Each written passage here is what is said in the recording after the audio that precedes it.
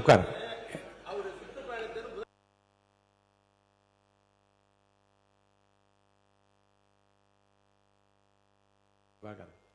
மாண்புமிகு எதிர்க்கட்சி தலைவர்களுக்கு மீண்டும் சொல்கிறேன், சுருக்கமாக அரசின் கவனத்தை ஈர்த்து அமர்வதுதான் மரபும் விதியும். அந்த அடிப்படையில் உங்கள் பேச்சை நீங்கள் முடித்துக் கொள்ளுமாறு நான் அன்போடு கேட்டுக்கொள்கிறேன். தவறாக எதுவும் பேசவில்லை. இல்லை, தவறு சரி. அனைத்து கட்சி கூட்டத்தை கூட்டப் போகிறீர்களா இல்லையா, எப்பொழுது கூட்டப் போகிறீர்கள்? இன்னொன்னு, கர்நாடக முதலமைச்சர் சொல்றாரு, முதலமைச்சர் இங்க வர தேவையில்லை, தமிழ்நாடு முதலமைச்சர் இங்க வர தேவையில்லை, தண்ணி நாங்கள் கொடுக்க முடியாது, தண்ணி இல்லை அப்படின்னு கர்நாடக முதலமைச்சர் சொல்லியிருக்கிறார். இதையெல்லாம் கேட்டுதான் நான் தெளிவுபட விரும்புகின்றேன். தமிழக முதலமைச்சர் கர்நாடகா செல்வதாக இருந்தாரா? அப்படி இருந்தால் ஏன் செல்லவில்லை? இப்பொழுது உங்களுடைய நிலை என்ன என்பதுதான் என்னுடைய கேள்வி. இரண்டாவது பிரச்சனை, பயிர்க்கடன் தள்ளுபடி பற்றி பேச விரும்புகின்றேன்.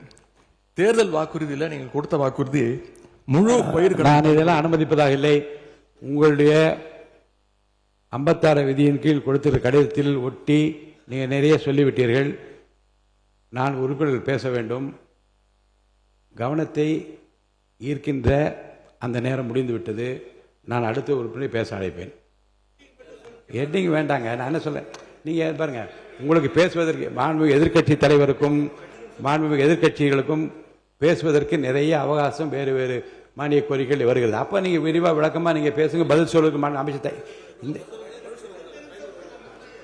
ஒரு முடிங்க. ரெண்டாவது, இந்த பயிர்க்கடன் தள்ளுபடி நீங்க தேர்தல் வாக்குறுதி கொடுத்திருக்கிறீங்க, முழு பயிர்க்கடன் தள்ளுபடி அப்படின்னு.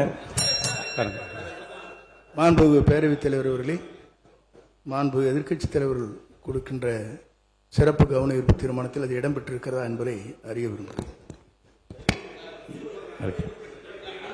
போதும்.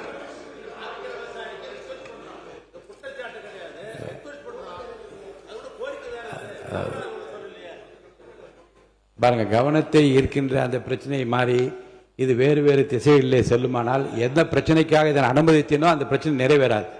அவர்கள் கூர்ந்து இதற்காக தான் நாங்கள் விவசாயிகள் போராடிட்டு இருக்கிறாங்க. நீங்க பயிர்க்கடன் தள்ளுபடி முழுமையாக கொடுப்போம்னு சொன்னீங்க, கொடுக்கல.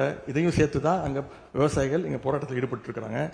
எவ்வளவு டைம் தேவைப்படும் அப்படின்னு சொல்ல வேண்டும்.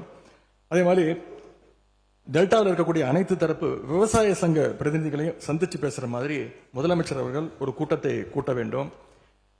மூன்றாவதாக, குறுவையில நஷ்டத்தை சந்திச்சிருக்கக்கூடிய விவசாயிகளுக்கு இந்த அரசு உரிய இழப்பீடு வழங்கணும்னு கேட்டுக்கொள்கின்றேன். எங்களுடைய ஆட்சியில 6.5 லட்சம் ஹெக்டேர் அளவுக்கு குறுவை சாகுபடி நடந்துச்சு. ஆனா இன்றைக்கு இந்த வருஷம் இந்த ஆட்சியில வெறும் 1.5 லட்சம் ஹெக்டேர் அளவுக்கு தான் குறுவை சாகுபடி நடந்திருக்கு. நீங்க ஸ்பெஷல் பேக்கேஜ் சொல்லி 134 கோடி அறிவிச்சிருக்கிறீங்க. அதை எத்தனை பேருக்கு கொடுத்திருக்கிறீங்க என்பதை இந்த அவையில தெரிவிக்க வேண்டும். பிளே ஸ்டோர் மற்றும் ஆப் ஸ்டோரில் இருந்து பாலிமர் செயலியை QR கோடு மூலம் பதிவிறக்கம் செய்யுங்கள். செய்திகளை உடனுக்குடன் பெறுங்கள்.